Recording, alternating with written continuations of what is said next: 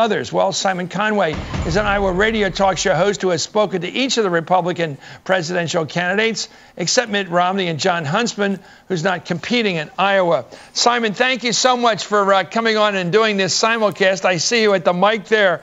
Well, what's it smell like? What's it smell like to you out there? What's the sense? Just if I had to ask you to do a little peroration now on which way it's going, what's it feel like? What is it?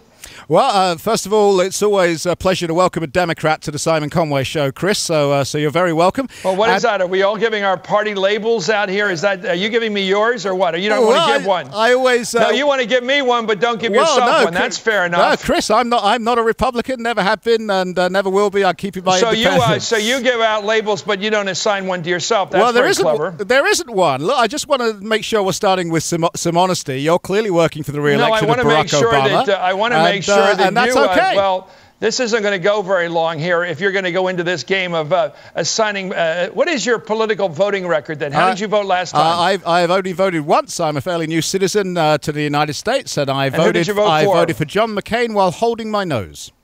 You voted Republican. I voted Republican. That is how we should identify you, sir, based upon your record. If you wish to do that. But look, the bottom line is... No, you're doing it to me, so why don't we do it to you and have some fun? Fine. If you want to do that, Chris, you can go ahead and do it. It's untrue, but you can go ahead and do it. But that's okay. I just want to be clear that we're going to be honest here. You're clearly working for the re-election of Barack Obama, and I'm okay with that. I just want some honesty here.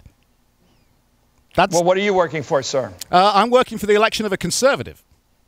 And who would that be? Well, this time around? We don't have an individual yet. We've still got an open field, and it's very interesting. And certainly, Iowa is not done yet. I think we've got plenty of time. I think we can still see this race change. And of the conservatives in the field right now, which ones do you think are the most conservative, the best by your own standards? I think the most conservatives are quite clear. I think you've got Michelle Buckman, you've got Rick Santorum, you've got Governor Rick Perry. I think they're all very, very conservative. And which of them do you think would be the most prepared to be a good president for the country? I think they could all be very good presidents for the country, Chris. I don't endorse anybody on my own show. I'm not going to endorse anybody on yours. But who do you like? I mean, let's look at the field now as you listen to your listeners out there. Mm-hmm. What do you think is the best fit of the Iowa culture you've begun to learn about in the years you've lived out there? Which of the candidates seems to be the best fit if you were looking at the way the culture runs out there, the political culture right now, going into the caucuses on the 3rd of January? You know, Chris, both the Democrats and the Republicans love Iowa to be first in the nation because it's a great size for lesser-known candidates with less money to get around a whole state. They don't have to spend some money to burst through. A prime example of that is Mike Huckabee 4 years ago. He didn't have much money and suddenly burst onto the scene, and he was able to do that in Iowa. The Democrats like it for exactly the same reason. And the second reason is there is such a diversity of opinion here that you really have to appeal to all sides. So you've got people that are obviously very concerned about the economy. The economy is always going to be the number one issue in our elections. But here on the conservative side, you certainly have people that are very interested in the social issues as well. I had Rick Santorum in my studio yesterday. I actually asked him if his campaign had made a mistake by focusing on these social issues, and he turned that right around on me, and he said, look, social issues actually are about the economy, because if we don't take care of the family, then government is stepping in and we're spending money to support single parents, and so that's why social issues are also about the economy. He made a very valid point, I thought. Simon, let's take a crack at the foreign policy issue. We're winding down the American war in Iraq right now, hopefully, and I'm thinking about that war, and I'm thinking about a candidate like Ron Paul, who's very much against those kinds of foreign policy adventures in Iraq or in Iran. And then you have a much more hawkish person in Newt Gingrich, for example. Who do you think would have the upper hand in that debate?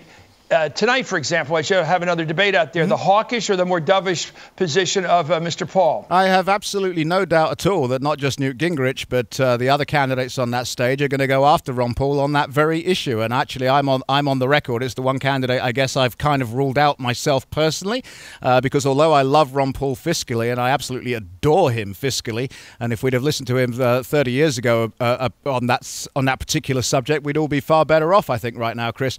But he does scare me when it comes to foreign policy. In fact, you've already played one of my videos on your show when in this very studio, I asked him 3 times and he said he would not have given the kill order for bin Laden. What about the war in Iraq? Do you think it's popular in Iowa right now? The fact that we fought the war beginning, well, it's now 8.5 years. We're winding it down, leaving the last combat troops. Do you think that was a wise war in the eyes of the Iowa voters? I think we're beyond that now. I think people are very glad that we're coming home. I think a lot of people feel that right after we took out bin Laden, we should have come home from Afghanistan as well. I'm not even sure what the mission is in Afghanistan anymore, to be honest, Chris. Why do you think we went to war in Iraq? I think we went to war in Iraq because, as the president told us, we believed, and I do believe that he believed, that they were a very serious threat. Right now, I think the biggest threat, however, to the world is Iran, and we need to pay very close attention. And it's embarrassing when the president of the United States goes on TV and says, please, Iran, can we have our plane back? Yeah, so you think the war in Iraq made sense? I think the war in Iraq, based on the intelligence that they had at the time, made sense, yes. No, well, do you think it was a wise policy to go to war in Iraq, to intervene in that country, take it over? You think that was a smart move? I think. And you think Iowa agrees with you on that? I think it was a smart move at the time, and Iowa will agree or disagree, and they'll let me know on my show as they do every single day, Chris. I do think it was the right thing to do based on the intelligence that we had at the time. Yes, I do. Okay, do you but think I think we need to be paying close attention to Iran. What role should we play with Iran? What role? We absolutely should support our closest friend, probably in the world, which is Israel. We need to support our ally. We need to stop attacking our ally. We actually need to move our embassy to Jerusalem, which is a travesty that we don't recognize. We should have an embassy in Jerusalem right now. We should certainly do that. We need to support our ally. We need to recognize how dangerous Iran actually is if they get a nuke. And I actually think we're probably doing some covert things. There's been some very interesting satellite imagery. I think we are probably partially responsible for some of that satellite imagery with nuclear facilities showing blown up buildings, and that's great.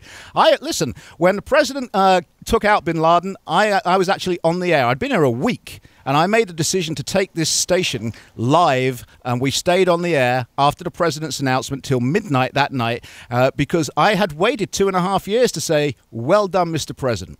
And I was very pleased he did it, but now we need to come home, and we need to focus on the one that matters, which is Iran.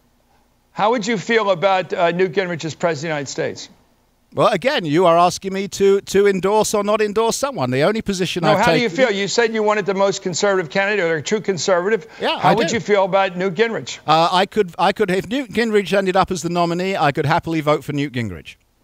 Okay, thank you very much, Simon Conway on WHO Radio in Des Moines, Iowa. Anytime. Up next, now that... So there you go. There's Chris Matthews joining us.